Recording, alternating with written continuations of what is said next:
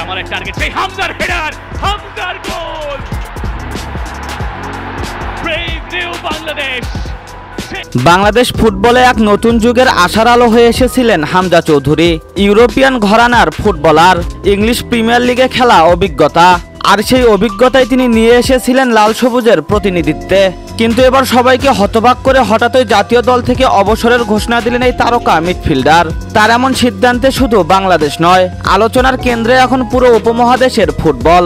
বাংলাদেশের খেলাধুলার বর্তমান সময়ের সবচেয়ে আলোচিত নাম যদি একজনকে বেছে নিতে হয়, তবে নিঃসন্দেহে সেই নামটি হবে হামজা চৌধুরী।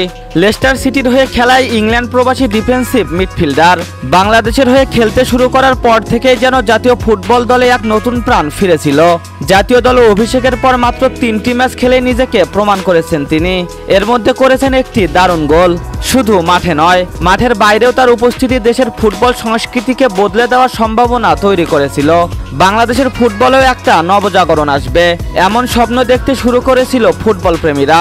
বিভিন্ন সময়ে দেশে এসে ফুটবল ক্যাম্পে যোগ দেওয়া, স্থানীয় ফুটবলারদের সঙ্গে একাত্ম হয়ে ওঠা, সবকিছু মিলিয়ে হামজা হয়ে উঠেছিলেন অনুপ্রেরণার প্রতীক। কিন্তু এত কিছুর পরেও হঠাৎ করে এমন একটি সিদ্ধান্ত। হ্যাঁ, সম্প্রতি এক বিবৃতিতে হামজা চৌধুরী ঘোষণা দিয়েছেন তিনি বাংলাদেশ জাতীয় দল থেকে অবসর নিচ্ছেন।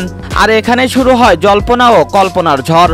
হামজার অবসরের ঘোষণার পরপরই সামাজিক যোগাযোগ মাধ্যমে গুঞ্জন ছড়িয়ে পড়ে, বাংলাদেশ নয়, এবার হয়তো ভারতীয় ফুটবল দলে দেখা যাবে হামজা চৌধুরীকে। কারণটা যেমন পরিষ্কার নয়, তেমনি অনেকেই প্রশ্ন তুলছেন, হামজার এই সিদ্ধান্ত কি একেবারেই ব্যক্তিগত, নাকি এর পেছনে রয়েছে অন্য কোনো পরিকল্পনা।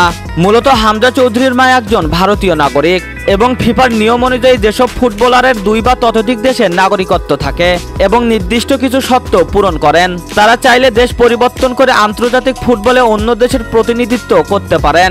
এই তথ্য সামনে আসতেই শুরু হয় গুঞ্জন, বাংলাদেশে খেলার অভিজ্ঞতা নিয়ে এবার তিনি ভারতীয় দলে জায়গা করে নিতে চাইছেন কিনা। এই সিদ্ধান্তের পর হামজাকে ঘিরে তৈরি হয়েছে মিশ্র প্রতিক্রিয়া।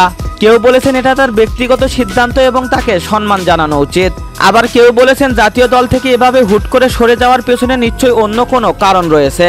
অনেকেই সামাজিক যোগাযোগ মাধ্যমে মন্তব্য করেছেন, বাংলাদেশের স্বপ্নকে ভেঙে দিয়ে যদি তিনি ভারতের প্রতিনিধিত্ব করেন তবে সেটা হবে এক বিরাট প্রতারণা। এদিকে বাংলাদেশ ফুটবল ফেডারেশন এখনো আনুষ্ঠানিকভাবে কোনো মন্তব্য করেনি হামজার অবসরের বিষয়ে, তবে অভ্যন্তরীণ সূত্র বলছে তারা হামজার সিদ্ধান্তে বিস্মিত এবং দ্রুত তার সঙ্গে যোগাযোগ করে বিষয়টি পরিষ্কার করতে চায়। বাংলাদেশ ফুটবল এক কঠিন সময় পার করছে, আর ঠিক এই সময়ে হামজা চৌধুরীর মতো একজন আন্তর্জাতিক মানের খেলোয়াড়ের এমন হঠাৎ বিদায় ফুটবল প্রেমীদের হৃদয়ে চাপা এক কষ্টের সৃষ্টি করেছে। তবে সব জল্পনার মাঝে সবচেয়ে গুরুত্বপূর্ণ প্রশ্নটা থেকেই যাচ্ছে, বাংলাদেশের পতাকা ছেড়ে কি সত্যি ভারতের হয়ে খেলতে চলেছেন হামজা চৌধুরী, নাকি এই সিদ্ধান্ত শুধু একটি সাময়িক বিরতি। সময়ের অপেক্ষা। ফুটবল প্রেমী জাতি এখন তাকিয়ে আছে হামজার মুখ পানের দিকে।